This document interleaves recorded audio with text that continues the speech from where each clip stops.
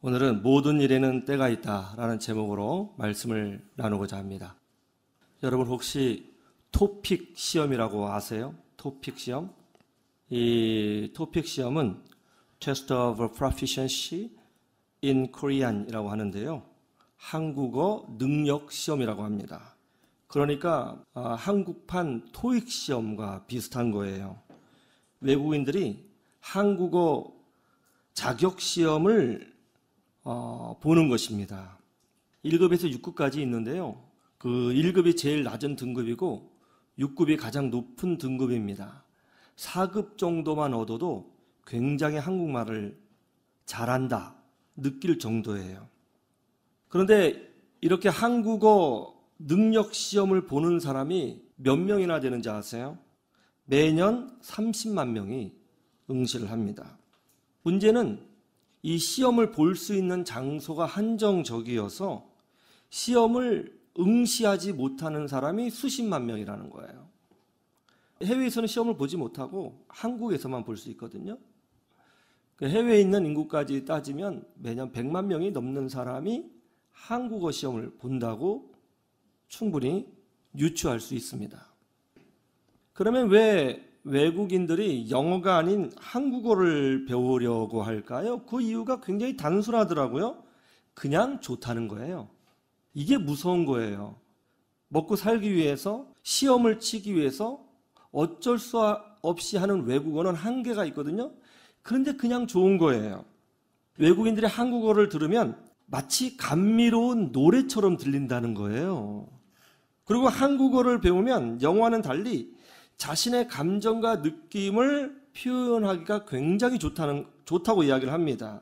심지어 어떨 때는 자기 나라 모국어보다도 한국말이 감정을 표현하는데 더 좋다는 거예요. 예를 들어서 안 된다라는 표현을 할 때 영어는 no 끝이잖아요. 근데 한국말은 안 돼, 안 돼 이런단 말이에요. 이걸 영어로 할 수가 없는 거예요. no 이게 안 되는 거죠. 근데 한국 드라마, 한국 영화, 한국 노래를 통해서 한국어를 접한 외국인들이 한국어에 열광하고 있습니다. 더 놀라운 것은 이와 같은 한국어 열풍 때문에 선교지의 선교사님들이 엄청난 선교의 열매를 거두고 있다는 거예요. 그 전에 한국 선교사님들이 가서 복음을 전하면 배척하고 외면했던 젊은이들이 한국인 선교사가 있는 교회를 일부러 찾아서 온다는 거죠. 놀랍지 않아요? 어떻게 한국어가 세계를 강타하는 시대가 오게 되었을까? 여러분 어렸을 때 이런 시대가 올 거라고 상상이라도 한번 해봤어요? 어떻게 이런 시대가 오게 되었을까? 하나님께서는 우리가 상상하지도 못할 놀라운 하나님의 시대를 우리에게 보여주실 때가 있습니다. 하나님의 때가 있어요. 어떤 목적의 때가 있습니다. 하나님의 시간표가 있어요. 오늘 말씀에도 보면 하나님의 때, 하나님의 시간표가 있다고 말씀하고 있어요. 오늘 본문 1절 말씀 다 같이 보실래요? 범사에 기한이 있고 천하 만사가 다 때가 있나니 모든 일에는 다 뭐가 있어요? 때가 있다는 거예요. 그런데 오늘 본문 말씀을 읽어보면 이렇게 돼 있어요. 날 때가 있고 죽을 때가 있고 심을 때가 있고 심은 것을 뽑을 때가 있고 죽일 때가 있고 치료할 때가 있고 헐 때가 있고 세울 때가 있다고 합니다. 울 때가 있고 웃을 때가 있고 슬퍼할 때가 있고 춤출 때가 있다는 거예요. 무슨 말이에요? 고난의 때도 있고 기쁨의 때도 있다는 거죠. 하나님이 정해주신 때가 있다고 말씀하고 있어요. 하나님의 때. 모든 일에는 때가 있다는 거죠. 그런데 여기에서 우리를 당황케 하는 말씀이 있습니다. 그것이 뭐죠? 누구에게나 고난의 때, 눈물의 때, 절망의 때, 아픔의 때가 있다는 거예요. 아니, 좋은 일만 있으면 얼마나 좋아요. 웃을 때, 기뻐할 때, 성공할 때, 합격했을 때, 승진했을 때, 돈 많이 벌었을 때, 아픈 거 나을 때, 이런 때만 있으면 얼마나 좋습니까? 그런데 오늘 말씀해 보니까 고난의 때, 눈물의 때, 망할 때, 울 때, 아플 때 그런 때도 있다고 설명하고 있어요. 어느 누구나 예외 없이 그런 위기, 고난, 아픔, 상실을 경험하게 된다는 거예요. 바로 이 지점이 믿는 우리들에게 어려움을 주는 겁니다. 우리를 당황케 하는 거예요. 우리는 예수를 믿고 있고 기도하고 있고 교회를 섬기고 있습니다. 그럼에도 불구하고 왜 우리에게 울 때가 있고 아플 때가 있고 고난 받을 때가 있고 찢어질 때가 있느냐 말이에요. 이게 참 우리 믿는 성도들을 힘들게 하는 거예요. 그런데 중요한 게 이거죠. 어떤 믿음의 사람은 이런 고난의 시기를 통해서 성장한다는 거예요. 이런 고난이 오면, 아픔이 오면, 눈물이 오면 자신을 돌아보고 더 기도하고 말씀을 붙들고 삽니다. 그리고 신앙의 성숙을 이뤄내죠. 그러나 어떤 사람은 똑같은 고난이 왔을 때 하나님을 원망하고 술을 마시고 불평하고 낙심하고 분노하고 신앙을 포기하고 그래서 결국 자신의 삶을 망치는 사람도 있다는 것이죠. 사실 모든 것이 그런 것 같아요. 똑같은 사건을 보고 어떤 사람은 그것을 긍정적으로 해석하는 사람도 있고 똑같은 사건을 보고 어떤 사람은 그것을 부정적으로 해석하는 사람도 있어요. 모든 일이 그렇죠. 모든 일이. 우리 이것을 통해서 무엇을 배울 수 있어요? 인생이란 결국 사건의 문제가 아니라 그 사건을 어떻게 해석하느냐의 문제라는 거예요. 고난의 시기가 왔을 때에, 어려움의 시기가 왔을 때에 그것을 어떻게 해석하느냐, 그것을 어떻게 받아들이느냐. 찢을 때가 있고 헐 때가 있고 망할 때가 있고 아플 때도 있는데 그것을 내가 어떻게 해석하느냐, 그것이 결국 신앙의 핵심이라는 것이죠. 그리고 그것을 잘 해석해낼 수 있는 힘이 영적인 지혜가 되는 거예요. 오늘 말씀도 우리에게 그런 영적 지혜를 주는 말씀입니다. 우리에게 이런 쓴 고난의 때가 찾아왔을 때 우리는 어떤 영적 지혜를 가져야 되는 것일까요? 첫 번째로 오늘 본문 말씀은 이렇게 말씀하고 있습니다. 인내하는 지혜를 말씀하고 있어요. 자, 모든 것에는 뭐가 있다고요? 때가 있다는 거예요. 하나님의 때가 있다는 것이죠. 이 말은 뭐냐면 고난이 영원하지 않다는 거예요. 하나님이 정하신 시기가 있다는 거죠. 아픔이 영원하지 않아요. 눈물이 영원하지 않아요. 하나님께서 그렇게 허락하실 때가 있을 뿐이에요. 이를 때가 있어요. 너무 아깝죠? 슬프죠? 그러나 그것이 영원하지 않습니다. 하나님께서 지금 잠깐 허락한 기한일 뿐이라고 성경은 말씀하고 있는 겁니다. 이것이 무엇을 의미하죠? 모든 때는 다 지나가는 것에 불과하다는 거죠.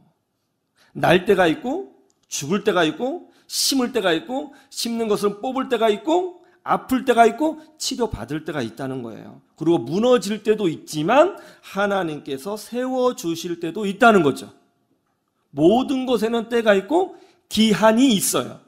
그래서 우리는 인내할 수 있고 기다릴 수 있어요. 왜냐? 하나님이 그 모든 것을 통치하시거든요.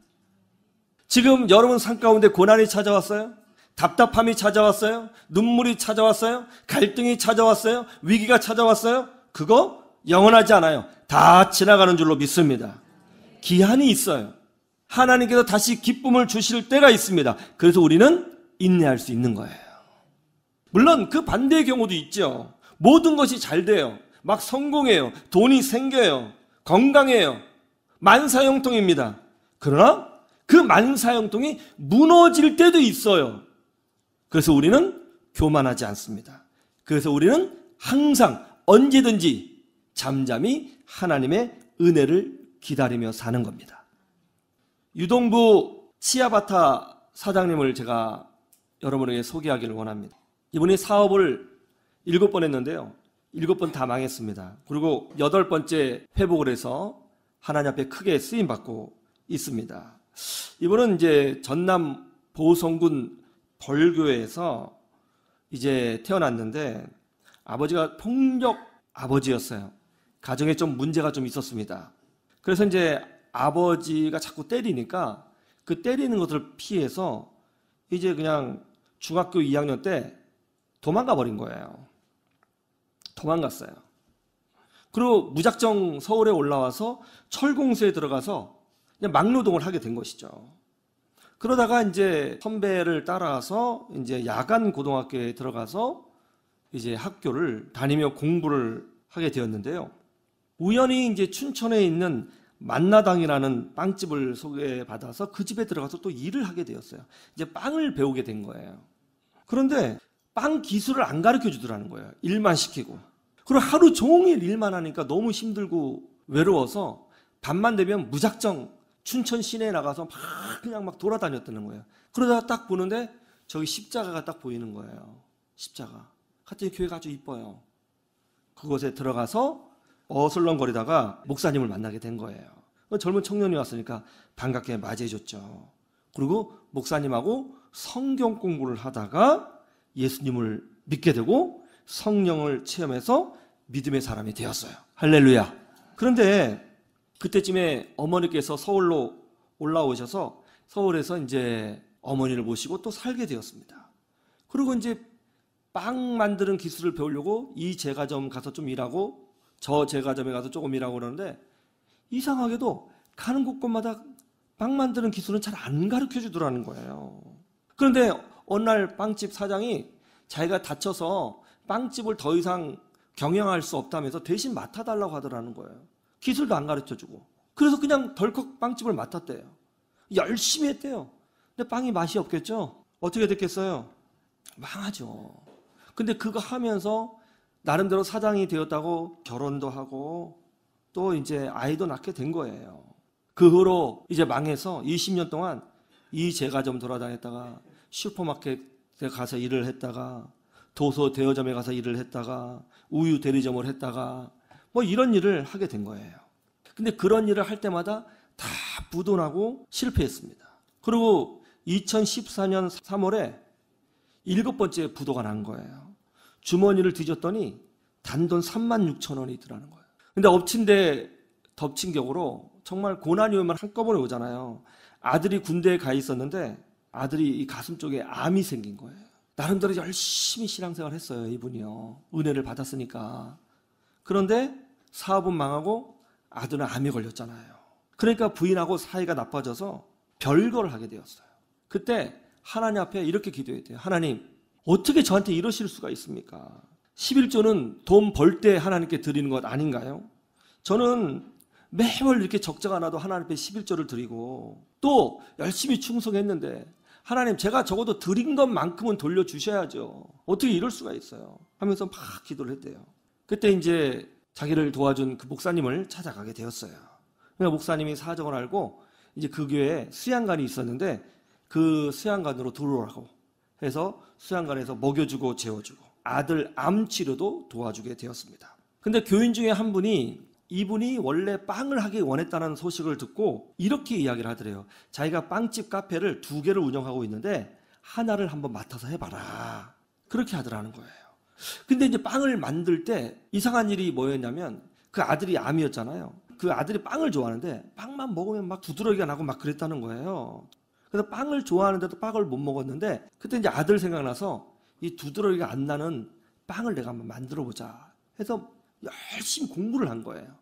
도전하고 유기농 밀가루로 치아바타를 만들었어요. 이게 치아바타가 뭐 슬리퍼처럼 생겼다고 해서 치아바타인데 이탈리아에서 온 빵이라고 하더라고요. 이거를 이제 열심히 만들어서 이제 아들한테 주니까 아들이 두드러기가 안 나는 거예요. 이 빵을 먹으면 소화도 잘 된다는 거죠. 그래서 이제 자기 아들을 위해서 빵을 만들었는데 동네 사람들이 이 빵 먹으면 소화 잘 된다. 아토피 있는 아이가 먹었더니 긁지 않는다. 이런 입소문이 나가지고 줄을 서는 빵가게가 된 거예요. 그리고 이게 또 방송에 나가게 되고요. 전국에서 택배 주문이 오게 되었어요. 그래서 11개월 만에 신축 건물을 얻게 되었고요. 또 2층까지 확장을 해가지고 직원 17명을 둔 춘천 최고의 빵집이 되었어요. 할렐루야. 고난 받을 때가 있고 새로운 은혜를 경험할 때가 있습니다. 모든 고난은 지나가는 거예요. 잠깐 이분의 이야기를 들었지만 20몇 년을 고난받았어요.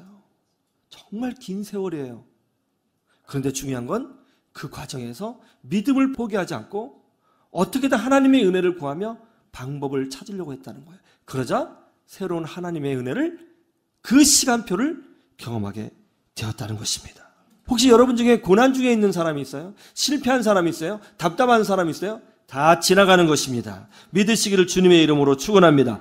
그래서 우리는 인내할 수 있는 지혜를 소유해야 되는 거예요. 인내는 끈기가 아니라 성경에 따르면 지혜인 거예요. 지혜. 모든 일에 때가 있습니다. 하나님의 시간표가 있습니다. 맡기고 인내해서 승리하는 주의 백성 되시기를 주님의 이름으로 축원합니다.